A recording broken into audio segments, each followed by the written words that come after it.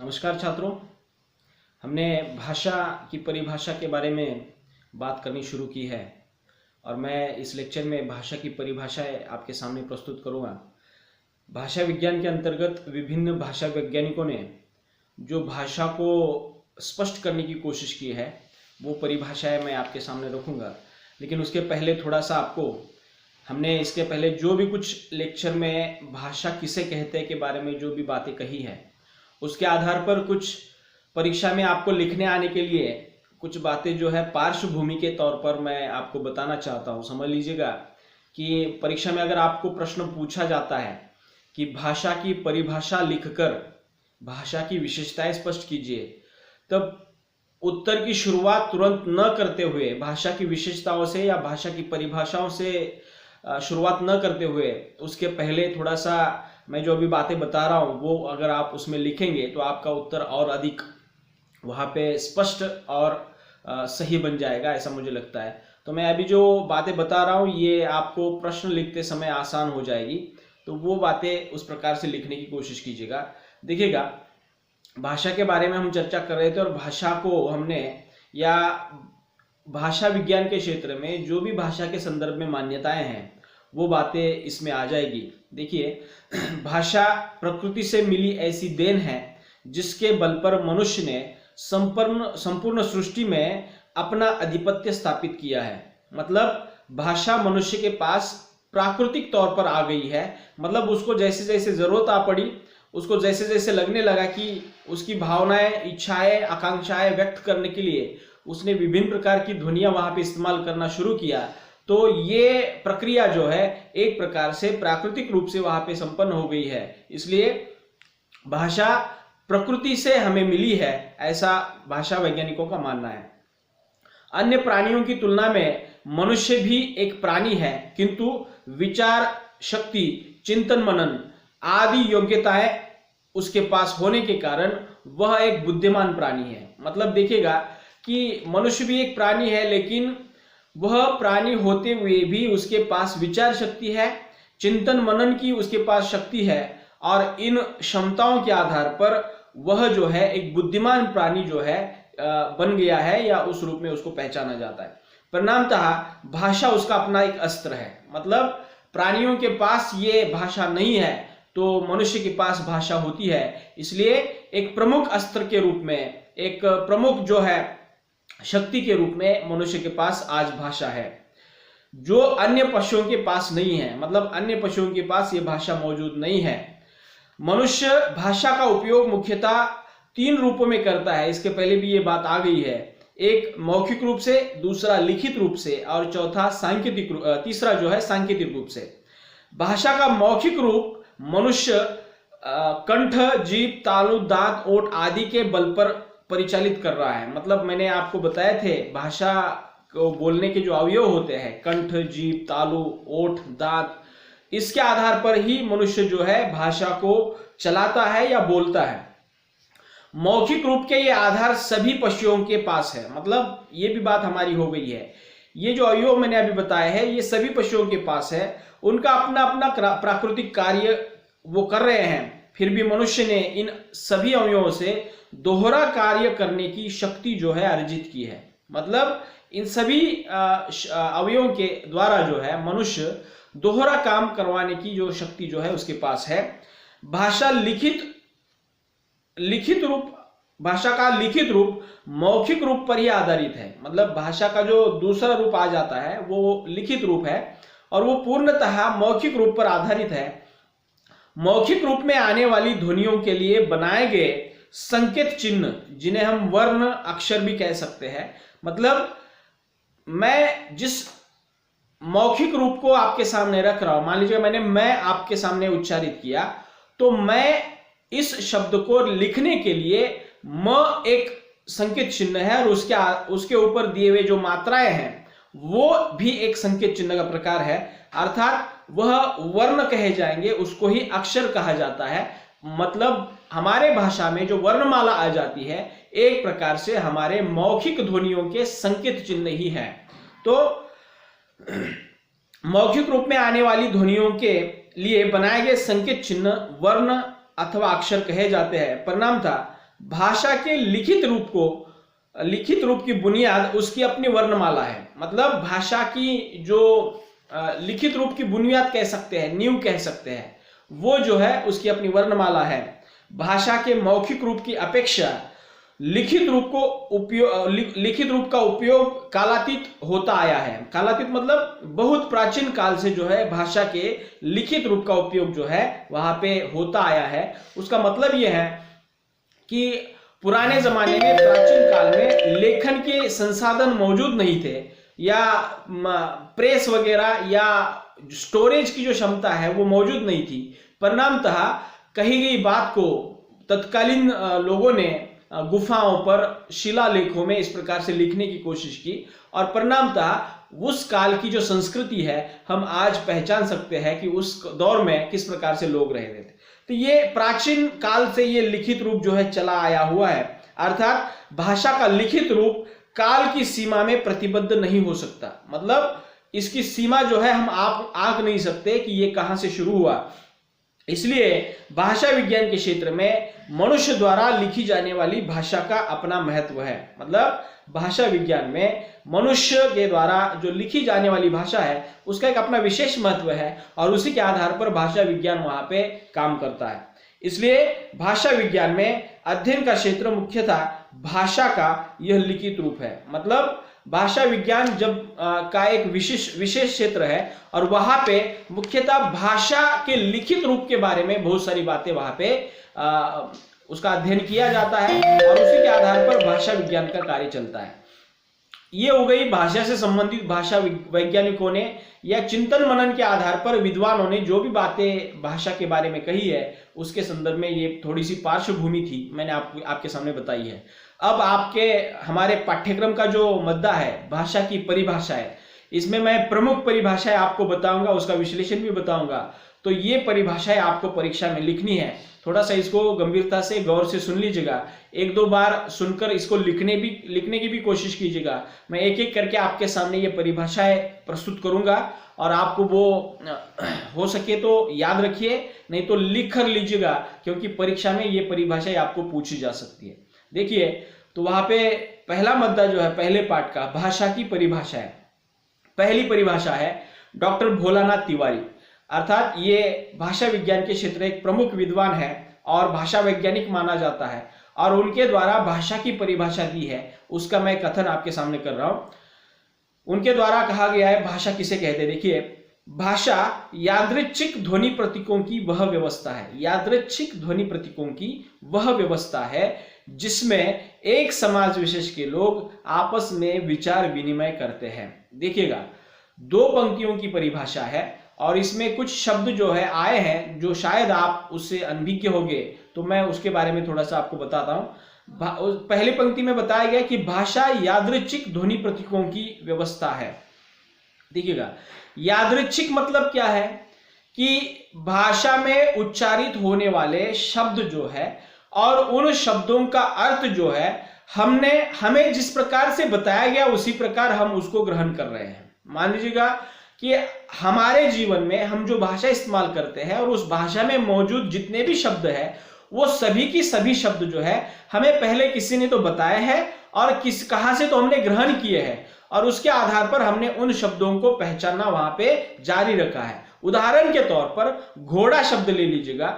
घोड़ा शब्द और घोड़ा शब्द कहने के बाद आपको किसी पशु की जो आकृति जो है आपके मस्तिष्क में उभरती है, तो आपको ये जब आप छोटे थे या छोटे बालक थे तो आपने घर वालों ने या आपके परिजनों ने ये शब्द जो है या ये पशु जो है, जब आपने उनको पूछा हुआ होगा कि जिज्ञासावश कि ये कौन सा पशु है, तो शायद उन्होंने वहां पे घोड़ा कहा होगा। मतलब मुझे बताना ये है कि हमारे पास आने वाले ऐसे बहुत सारे शब्द हैं जो हम हमारे परिवार से, जब बाल्यावस्था जब होती है तो वहां से हम ग्रहण करते हैं, या बाद में फिर थोड़ा बड़े होने के बाद हम कक्षा से मतलब स्कूल से ग्रहण करते हैं, उसके बाद समाज से ग्रहण करते हैं, अर्थात कुछ पढ़ लिख कर भी हम कुछ शब्द जो है जान लेते हैं। तो ये शब्द जानने की जो प्रक्रिया है यादृच्छिक, मतलब जैसे हमें बताया गया वैसे हमने स्वीकार किया। यादृच्छिक का मतलब क्या है? जैसी इच्छा हो वैसा। मतलब जैसी इच्छा हो, मतलब जैसी इच्छा से हमें बताया गया वैसा हमने उसको ग्रहण किया। अर्थात भाषा यादृच्छिक, यादृच्छिक का मतलब आपके समझ में आया होगा। यादृच्छिक मतलब क्या है, जैसी इच्छा हो वैसे हमने उसको ग्रहण किया है। घोड़ा शब्द कहने के बाद हम उसके लिए प्रश्न चिन्ह नहीं लगाते, इसको घोड़ा क्यों कहते हैं, क्योंकि हमें मालूम है कि घोड़ा एक किसी पशु का नाम है। या किसी पेड़ का नाम लीजिएगा, पेड़ किसे कहते हैं, ये हमारे दिमाग में प्रश्न नहीं आता, क्योंकि हमारे पास उसका उत्तर मौजूद है और वो हमने कहीं से तो अर्जित किया है या उसकी जानकारी हमने ली है। तो इस प्रकार से यादृच्छिक से तात्पर्य है कि जिसको हम पहले से जानते हैं या जिसको हमें बताया गया है और हमने उसको स्वीकार किया है, अर्जित किया है, वो यादृच्छिक है। अर्थात भाषा यादृच्छिक ध्वनि प्रतीकों की, ध्वनि प्रतीक मतलब यही मैं अभी जो आपसे वार्तालाप कर रहा हूं, मतलब मैं ध्वनि के माध्यम से आपके साथ बात कर रहा हूं, मैं आवाज के माध्यम से आपके साथ बात कर रहा हूं। वही बात अगर मैं लिखता हूं, मैं वही बात अगर लिखता हूं तो लिखे हुए जो संकेत चिन्ह है, ध्वनि प्रतीक उसको कहा गया है। मतलब हमारी जो वर्णमाला है वो पूर्णतः ध्वनि प्रतीक है, ऐसा समझ लीजिएगा। तो वहां पे ये बात आ गई है। मुझे लगता है कि ये दो शब्द आपके समझ में आए होंगे। यादृच्छिक मतलब जैसे हमें बताया गया वैसे हमने उसको अर्जित किया, उसके लिए कोई प्रश्न चिन्ह हमने नहीं लगाया है। उसको घोड़ा ही क्यों कहते हैं, उसको पेड़ ही क्यों कहते हैं, अर्थात हमारे सामने उसके उत्तर है। तो यादृच्छिक ध्वनि प्रतीकों की, ध्वनि प्रतीक मतलब आवाज के लिए जो बनाए गए संकेत चिन्ह है, ध्वनि प्रतीकों की वह व्यवस्था है। व्यवस्था मतलब एक विशेष प्रकार की व्यवस्था, रचना की गई है कि ऐसा बोलने के बाद ही उसका अर्थ जो है समझ में आता है, जिसमें एक समाज विशेष के लोग आपस में विचार विनिमय करते हैं। मतलब मान लीजिएगा मराठी भाषी लोग जो है, मराठी के माध्यम से जो भी कुछ आचार विचार या जो भी हमारी भावनाएं व्यक्त करते हैं, मराठी जानने वाले उसको समझते हैं। मतलब किसी भाषा के समाज विशेष के लोग अपने विचारों को दूसरों तक पहुंचाने के लिए जिन शब्दों का उच्चारण करते हैं उसे हम भाषा कहेंगे। अर्थात भाषा यादृच्छिक ध्वनि प्रतीकों की वह व्यवस्था है जिसमें एक समाज विशेष के लोग आपस में विचार विनिमय करते हैं। मुझे लगता है कि आपको यह बात समझ में आई होगी कि भाषा, हमारे भाषा में मौजूद जो भी शब्द है और उन शब्दों के अर्थ जो है जैसे हमें बताए गए हैं वैसे ही हमने उसको ग्रहण किया है और उसी के आधार पर हम ध्वनि संकेतों के आधार पर, ध्वनि प्रतीकों के आधार पर उस भाषा को चलाते हैं और उसके आधार पर हम उसमें मौजूद जो भी कुछ अर्थ है, उसका जो आशय है उसको ग्रहण करते हैं। और विशिष्ट समाज के लोग विशिष्ट भाषा को जानते हैं, तो उनके बीच में जो विचार विनिमय चलता है उस विचार विनिमय को चलाने का साधन भाषा है, ऐसा इस परिभाषा का मतलब है। ये ध्यान में रखिए। दूसरे विद्वान हैं डॉक्टर देवेंद्रनाथ शर्मा। डॉक्टर देवेंद्रनाथ शर्मा की एक परिभाषा है भाषा के संदर्भ में। देखिए वो क्या कहना चाहते हैं, जिसकी सहायता से मनुष्य परस्पर में विचार विनिमय या सहयोग करते हैं। देखिएगा ये आसान परिभाषा है, इसमें ज्यादा कुछ कठिन नहीं है। इसमें बताया गया है कि जिसकी सहायता से, जिसकी मदद से मनुष्य परस्पर में विचार विनिमय, विचार विनिमय मतलब लेन देन, विचारों का आदान प्रदान, मतलब मुझे जो कहना है वो किसी दूसरे तक पहुंचाया जाता है, उसको जो कहना है वो मुझ तक पहुंच जाता है। जिसकी सहायता से मनुष्य परस्पर में विचार विनिमय या सहयोग करते हैं या यादृच्छिक रूढ़ ध्वनि संकेतों के प्रणाली को भाषा कहते हैं। अर्थात डॉक्टर देवेंद्रनाथ शर्मा भी लगभग वही बात कह रहे हैं कि भाषा की एक व्यवस्था है और वो यादृच्छिक व्यवस्था है। यादृच्छिक मतलब स्वीकार की गई व्यवस्था है, जिस जैसे हमने मालूम हुआ वैसे हमने उसको स्वीकार किया। और रूढ़ है, रूढ़ मतलब परंपरा से चली आई हुई है, मतलब किसी एक दिन में ये बना नहीं है, मतलब बहुत सालों से ये चलता आया है और वो रूढ़ी बन गया है, मतलब परंपरा के साथ ये हमारे पास आया है।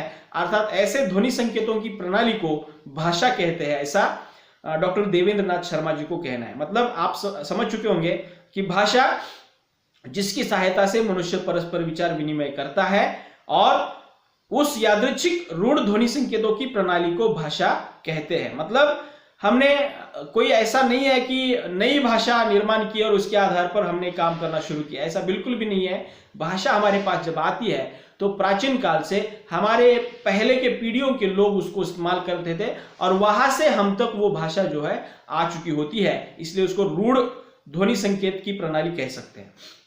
तो मुझे लगता है कि आपको ये समझ में आया होगा। इसमें आसान है कि विचार विनिमय का साधन यहाँ पे बताया गया है और साथ ही साथ ये भाषा किसी एक व्यक्ति ने निर्माण नहीं की है, वो सालों से हम तक चलकर या उसका प्रयोग होते हुए हम तक आई है।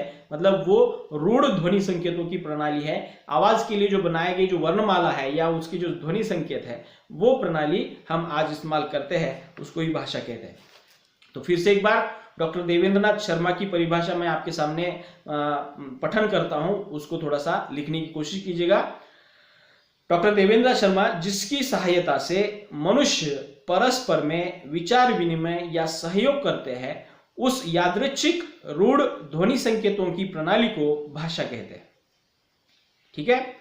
अब तीसरी परिभाषा है, देखिए, बाबू श्याम सुंदर दास, मतलब भाषा वैज्ञानिकों के अंतर्गत आने वाले ये एक विद्वान है बाबू श्याम सुंदर दास। उनकी एक परिभाषा है, मनुष्य और मनुष्य के बीच वस्तुओं के विषय में अपनी इच्छा और मति का आदान प्रदान करने के लिए व्यक्त ध्वनि संकेतों का जो व्यवहार होता है उसे भाषा कहते हैं। बिल्कुल आसान परिभाषा है। देखिए, मनुष्य और मनुष्य, एक मनुष्य दूसरे मनुष्य के बीच वस्तुओं के विषय में, उसको जो चाहिए उसके बारे में, उसके विषय में अपनी इच्छा और मति का, अपनी इच्छा मतलब उसको जो लगता है मुझे ये जो चाहिए, अपनी बुद्धि, मति मतलब अपनी बुद्धि का आदान प्रदान करने के लिए, आदान प्रदान करने के लिए व्यक्त ध्वनि संकेत मतलब बोलने के लिए जो आवाज वो इस्तेमाल करता है और उस आवाज में मौजूद जो ध्वनियां हैं उन संकेतों का जो व्यवहार होता है वो भाषा है, ऐसा उनको कहना है। मतलब ये आसान परिभाषा है, आप भी लिख सकते हैं। मनुष्य और मनुष्य के बीच वस्तुओं के विषय में अपनी इच्छा और मति का आदान प्रदान करने के लिए व्यक्त ध्वनि संकेतों का जो व्यवहार होता है उसे भाषा कहते हैं। मतलब बाबू श्याम सुंदर दास जी यही कहना चाहते हैं कि मस्तिष्क में उभरे हुए विचारों को जब हम व्यक्त ध्वनि संकेतों के जरिए दूसरों तक तो पहुंचाते हैं, वही भाषा है, उनको ये कहना है। अगले विद्वान है मंगलदेव शास्त्री। इनका नाम है मंगलदेव शास्त्री। इन्होंने भाषा के बारे में परिभाषा दी है। देखिए, भाषा मनुष्य की उस चेष्टा व्यापार को कहते हैं, भाषा मनुष्य की उस चेष्टा व्यापार को कहते हैं जिससे मनुष्य अपने उच्चारण उपयोगी शरीर अवयवों से उच्चारण किए गए वर्णात्मक व्यक्त शब्दों के द्वारा अपने विचारों को प्रकट करता है।